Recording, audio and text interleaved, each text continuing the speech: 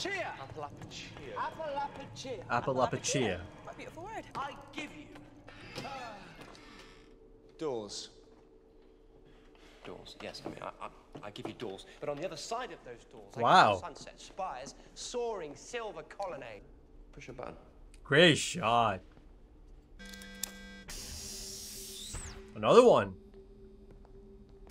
Oh, are they gonna get separated? It's a magnifying glass. I've been here a week. A week?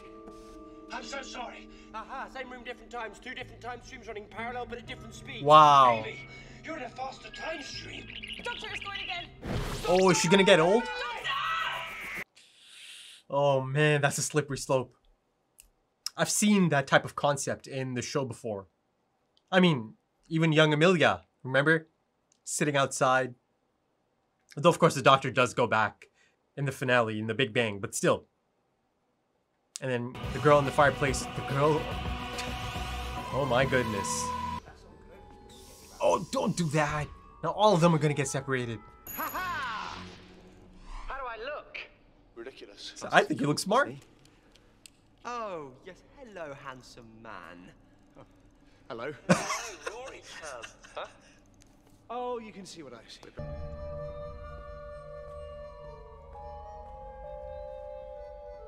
Ooh, this is so up my alley. All that you could wish for and more is through the departure gate, provided for you with kindness. No, remember.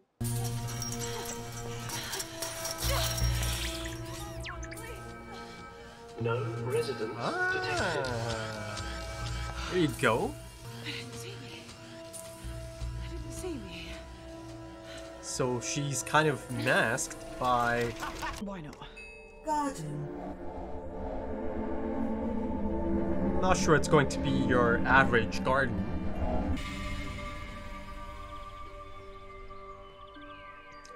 It's like a fairy tale. It's beautiful. It is. You really could spend a lifetime here. Not that I'm going to. You might. Given the passage of time. If we mix the filters. And there they are. 40,000 time streams overlapping. But all in one time stream. Are they happy? Oh, Rory, trust you to think of that. Look at the red. Striking. I come in peace. Peace. Peace. Peace. Peace. Is that on Amy? I waited. Sorry, what? It is Amy. Waited for you. Wow. I waited. Oh. Baby. Doctor, what's going on?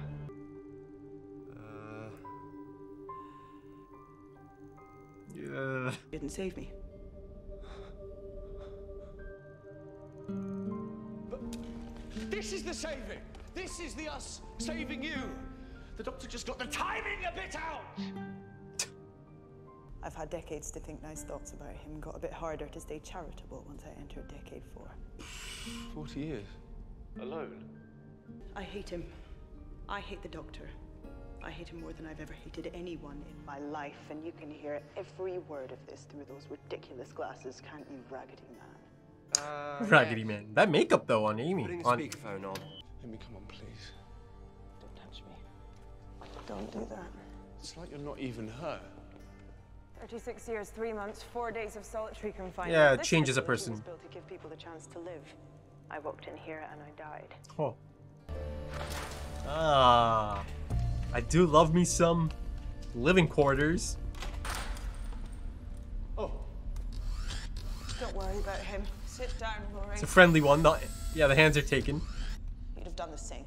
I don't know that I would have. And there he is, the voice of God. Survive, because no one's gonna come for you. Number 1 lesson. You taught me that. Is that really all I taught you? Don't you lecture me. All I've got, all I've had for 36 years is cold, hard reality. Hmm. Sergo. He's gonna stay, of course. No, I'm coming with you. Then try not to get killed. Or do. Whatever. Oh man. She's so jaded, right? They look ridiculous. That's what I told him. Still, anything beats a fez, eh? Hey, there you go. What is it? I think that's the first time I've laughed in 36 years. Amy!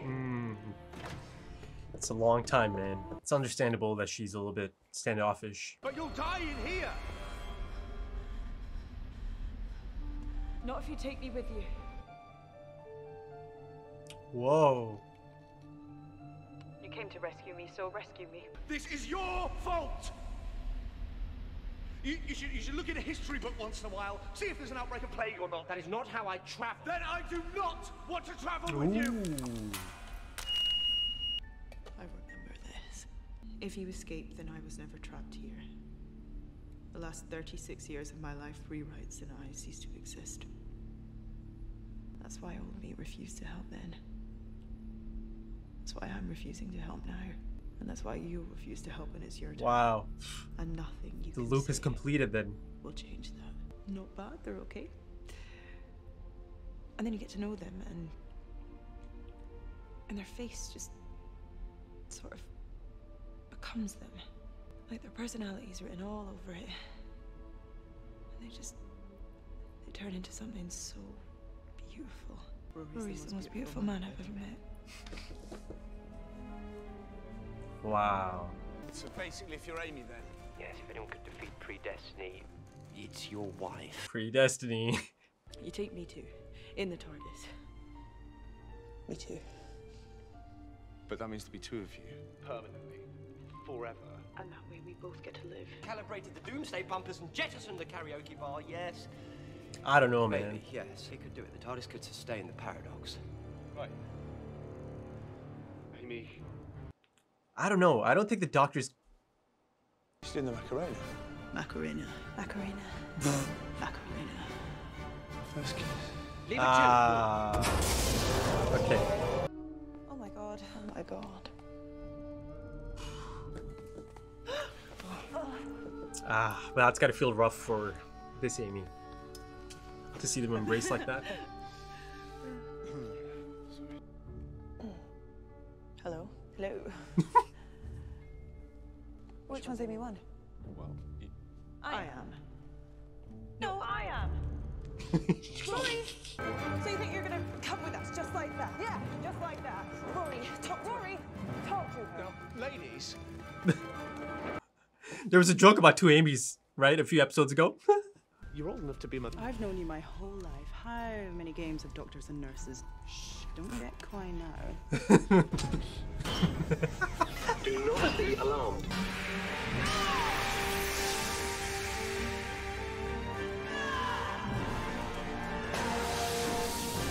Look at this.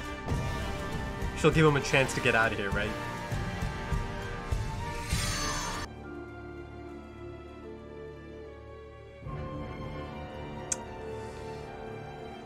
Yeah. She's not coming, is she?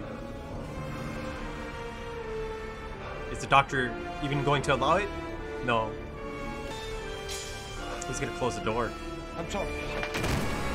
I had... What are you doing? I lied to her, Rory. Yeah. There can never be two Amy's in the TARDIS. The paradox was too massive. This isn't fair. You're turning me into you. Your choice, Rory. I'd forgotten how much I loved being her. Amy Pond in the TARDIS. With Rory Williams. Wow, look at this. I'm sorry, I can't do this. If you love me, don't let me in. Wow. Amy, I love you. I love you too. Don't let me in. The days I can't have. Take them, please. I'm giving you my days. So sorry. Wow.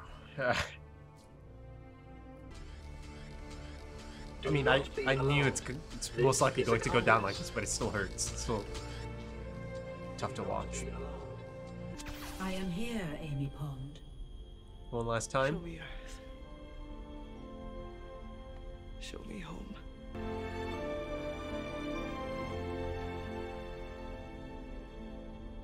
did I ever tell you about this boy I met there?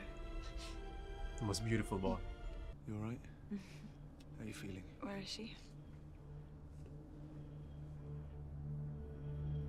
Oh.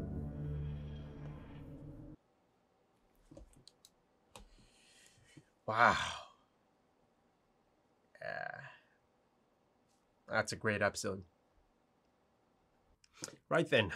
Yeah, that packs quite an emotional punch. That episode as a whole. I mean, before I go any further, yeah, it's got to be top 10 Moffat era episodes or Matt Smith episodes for sure. Matt Smith era episodes. Yeah, I could totally see that being in the top 10.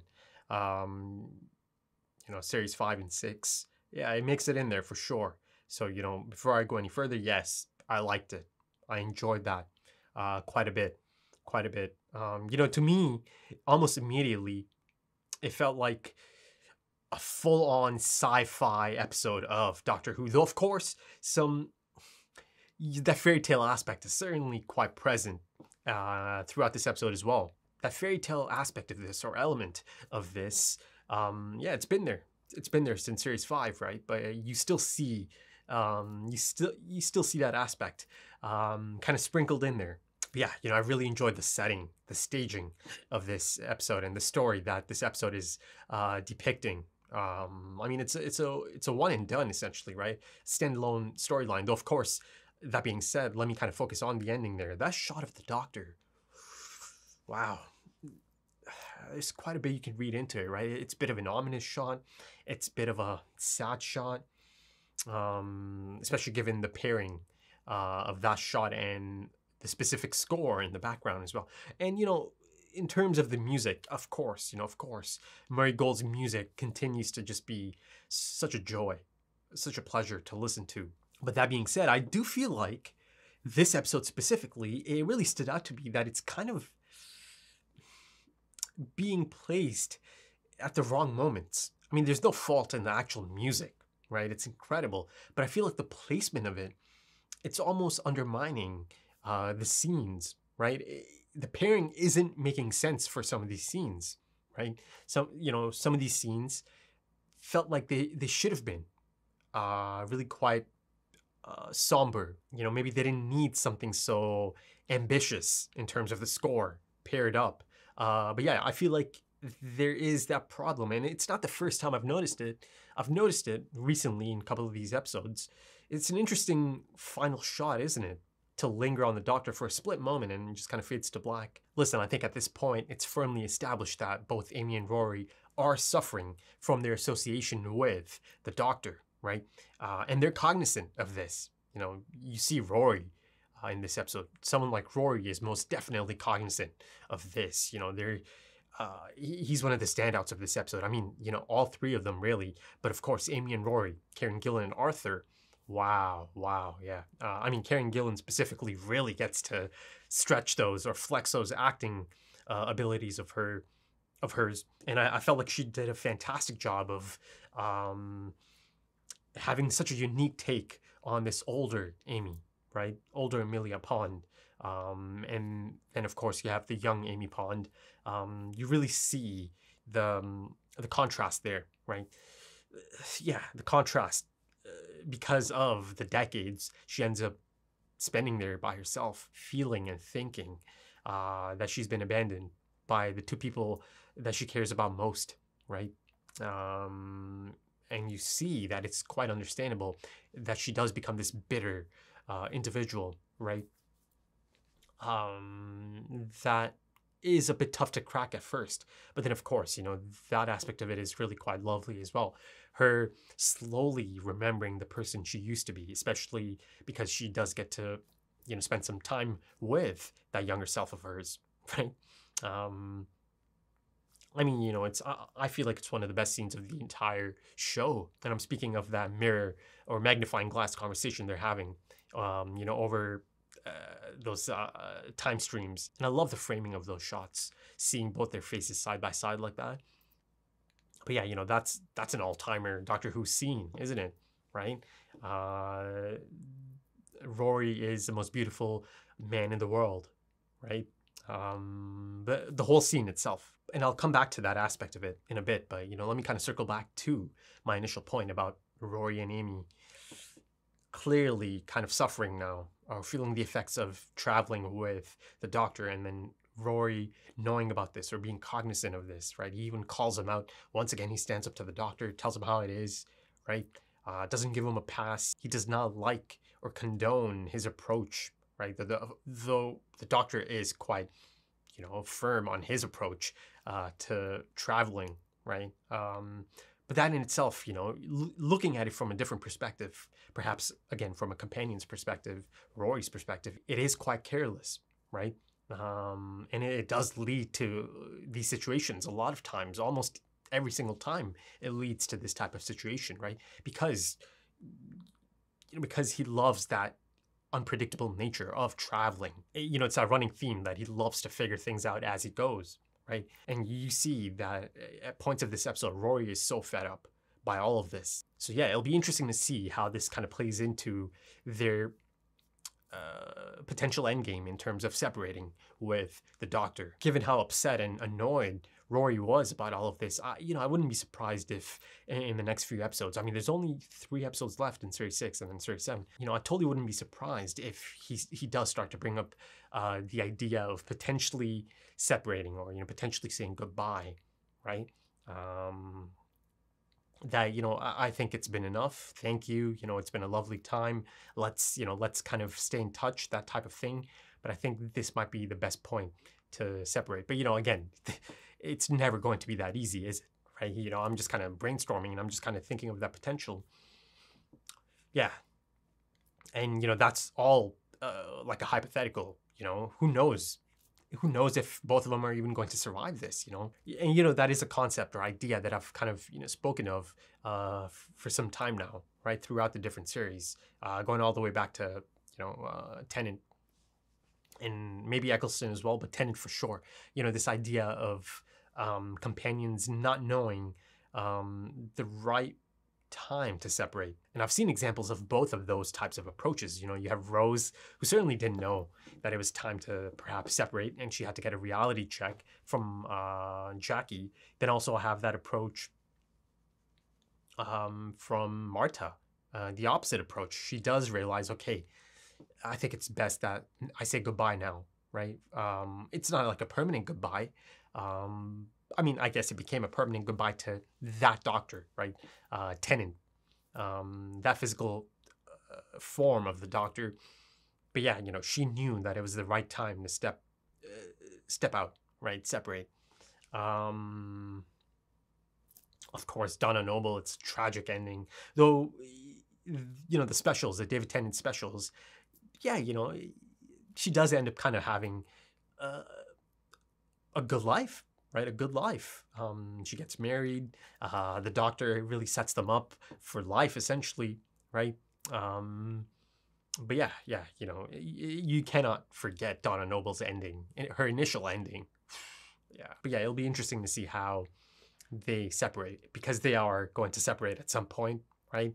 No companion is forever, just like no Doctor is forever. I know sooner or later Jenna Coleman is going to come in, and I know from I've seen photos, posters. I've seen Matt Smith and Jenna Coleman together. I've seen that pairing like on a poster or just like a graphic online before, so I know she is going to come in at some point. But yeah, let's see how it all plays out. But here the Doctor. Oof. Listen, he it's one of those rare moments that the Doctor doesn't really do much. He does, don't get me wrong.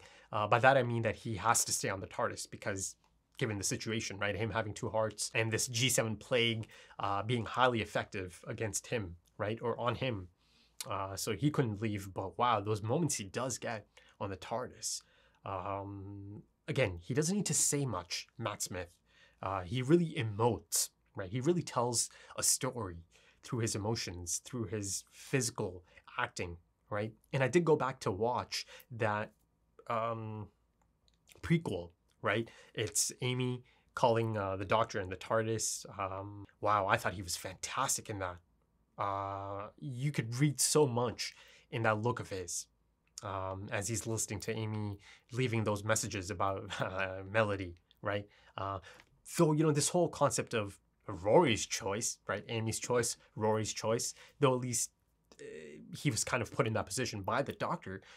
You know, the doctor was also in a really similar situation, right? He was put in a similar situation, you know, having to make that choice on their behalf in terms of Melody Pond and River Song, right? It's actually really, really similar. I feel like it's almost even doubling, right, as the same situation. And of course, the doctor had to make that difficult choice. He does make the choice to not go bring Melody Pond back, right? Because he could have. He would have figured it out, right? But he does make the choice to just let it be. Let it be, because River Song exists, right? And changing anything in the past is going to erase River Song, I believe, her existence. You know, feel free to correct me if I'm kind of wrong about that. But yeah, Rory's choice. But, you know, it must sting as he turns to the doctor. You know, you're turning me into you, or you're making me into you. Something along those lines. Yeah, you know, the doctor, the portrayal of the doctor, you know, yeah, it's not the most likable. It's not the doctor at his most likable. It's him being quite manipulative, right? It's him, again, living up to that whole idea. Rule number one, the doctor lies.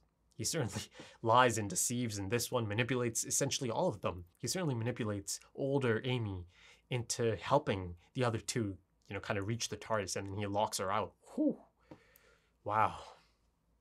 Because listen, you know, at one point it was really clear that he's not going to let her in, right? There's that moment as older Amy is speaking with Rory and asking him or telling him, you know, here's a condition, I'll help, but you have to bring me too. Bring me onto the TARDIS.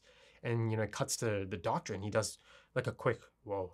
You know, you can read, once again, you can read quite a bit in that. Of course, you know, he's kind of giving us a quick shake of the head. But he knew right then and there, and you could tell that he knows, no, that's not possible. But then he does proceed to kind of lie about it, right? Part of me kind of almost believed him, but, you know, at no point did I completely believe anything he's saying about, oh yeah, the TARDIS can handle both of them. Yeah, bring both Amy's back. And there's that one shot of him looking at the monitor. And of course, you know, older Amy is on the monitor and it kind of lingers on that shot. And you see that look on the doctor's face. You know then and there, no. It's not about to be a happy ending, is it? You know, it's harsh. It's harsh, but he is able to make these choices, right? He is in that position to make these tough choices, the hard ones. But listen, you know, that hit me hard. As you saw, that hit me hard because that's still our Amy. That's still our Amy, right? That's the same Amy from Series 5, all those episodes, then Series 6. There's just a slight deviation at this point, right? Our Amy still lives 36 years by herself. And again, you know, becomes quite a changed individual. That's still the same Amy, right? So to see her, or just to know in your mind that she spent 36 years by herself thinking that she was abandoned, and that again kind of reopens those deep set abandonment issues that are set up in Series 5. In the first episode of Series 5, the 11th hour, right? They made it really clear. You know, look at this, 36 years. So that kind of blows the lid open in terms of all those issues she had already, right? To then slowly kind of remember the person she used to be, to then put her trust in the doctor, right? Again, to then be betrayed by the doctor right at the end there. Wow. So yeah, you know, seeing her and Rory kind of separated by the TARDIS door, it's a deeply affecting scene, right? It hit me hard. And then especially her, you know, telling him, if you love me, don't let me in. Wow. At that moment, she decided that, you know, she'll kind of stop being bitter, and she is going to let that Amy, his Amy, essentially, have those years that she could not have with the love of her life, right? And she was, for a solid portion of this episode, again, quite understandably, she was quite bitter about that. You know, she didn't care. She didn't want the other Amy to have those years, right? The ones that she lost. And, you know, this whole concept of her really latching on to the idea of not existing anymore. I think it's understandable. Yes, on one end, it feels like, huh? You've had this hellish life for the last few decades, yet, you know, you're fighting so hard to hold on to that experience. But I feel like it kind of checks out. You know, she lived those years, right? For them, it's an instant. You know, Doctor and Rory, for her, wow, that's a long time. And to me, it felt like if she just kind of gives up on all of that, it's almost as if all of that suffering, it was for nothing. It meant nothing, right? Then none of that mattered. All those tough times, none of that mattered. And this Amy believes that she certainly has a real understanding for who the Doctor really is, right? She wants to maintain that. Straight shooter, right? Tells him, don't you dare lecture me, right? Yeah. Listen, you know, I love the Doctor, I love Matt Smith, but I do appreciate some of these characters having a go at him, right? Rory, then you have older Amy as well. But again, like I mentioned, she does end up putting her trust in the Doctor once again to then be betrayed by the Doctor, essentially. Again, you know, he had to make that tough choice. He made that choice. It's harsh, it's dark, you know, and it's heartbreaking. You know, that Amy seeing her Rory going off with a younger Amy, right? Running, she sees the way he looks at her, right? That must be so heartbreaking. And you see that in her acting, in Karen Gillan's acting. That has to be tough. That has to be heartbreaking. Like I said, it's still our Amy, right? Who ends up being stuck here for 36 years. Yeah, and I've got to say, you know, the makeup, the prosthetics, yeah, I thought it was quite effective. Though in some lighting or in certain angles, yeah, you could kind of clock it. It was a bit similar to Nixon, right? Though Nixon was much more noticeable in certain lighting and angles. But ultimately, her love for Rory outshines everything. Her stance on everything. She loves him too much to, you know, make him suffer. And she does end up helping him with that impossible choice, right? And wow, Arthur, in that moment, I can't, you know, turns around teary-eyed. Wow, incredible moment there, right? Great acting on display. You really buy it. You really buy it. To me, it almost even kind of felt like the actor saying, "Oh my God, I can't do this. I can't do this. I need a moment." You know, that's how real it felt on screen. But yeah, again, you know, it kind of reminded me a bit of Rose and Tennant's Doctor being separated by that wall. Though this one is a literal, you know, door of the TARDIS separating the two. Yeah, it's an all-timer moment for the show. Much like the two Amy's discussing the most beautiful person they know, the most beautiful man they know. But yeah, at the center of it all, it is about the love Amy and Rory have for each other. Though, you know, it's not something new. I've kind of seen this in a few episodes now, right? So perhaps maybe this was a good point to kind of leave it, right? I certainly understand as the audience, I certainly get that they have this immense love for each other, right? Yet I still don't really mind that they used it once again at the center of a story, of a great story, really. Yeah, you know, you see that Rory, wow. Yes, at first it might have been a little bit jarring for him to see older Amy, but, you know, ultimately it doesn't have any effect on his feelings for Amy. He still adores her, right? He cares for her. And, you know, that's maybe the reason that I can't quite buy that they actually left the first time. I simply cannot see how. I cannot imagine how Rory left that first time in the TARDIS, right? It's just not in his nature. But yeah, you know, his uncompromising devotion to Amy is fully on display here. How could you not like Rory? Rory is one of the best companions of this show. He's phenomenal. He really is. But there are a few things that are a bit tough to kind of believe in this. You know, one of them, the major aspect of it being older Amy being able to change something that felt like a fixed point, something that's always meant to happen, something that is always going to happen, as she's already experienced it as her younger self. She saw her older self, and now she's on the other side. I didn't quite buy it, you know, that, oh, because it is Amy Pond, she is able to kind of do this, right? So I don't know. I wasn't really quite able to buy that, because to me it felt like, okay, the moment she's saying, okay, I've been here before, I've seen my younger self, or I've seen my older self, but now she's on the other side. She's the older self looking at a younger self. It's this loop, right? It's always meant to happen. It's always going to happen. But then, you know, they did mention that foreknowledge, or knowing how things turn out, is a possibility, or it is an opening in terms of potentially changing it, right? So I don't know. And the other one, you know, all of this is because Amy ends up pressing the wrong button, right? You know, it does feel a little bit silly, right? Almost kind of stupid. It feels a little bit stupid, but from another angle, you could also totally see that indeed Amy is the type of person who is going to press the red button. And Rory is the opposite. You know, he is going to press the green one. So yeah, from that aspect, I get it. But it also feels a little bit silly that all of this, and Amy ended up being stuck there for 36 plus years, or around 36 years, because of that moment, right? Initially, right? But, you know, I love the ideas in this one. Like I mentioned, it's really sci-fi. And, you know, I love the idea of this place having thousands, tens of thousands of people there, yet it feels so hollow, right? So abandoned. Solitary confinement, as older Amy put it, right? Yeah, it has some great concepts for sure. But you know, the set design, again, the staging of it, the locations, it really allowed for a lot of striking and memorable imagery, right?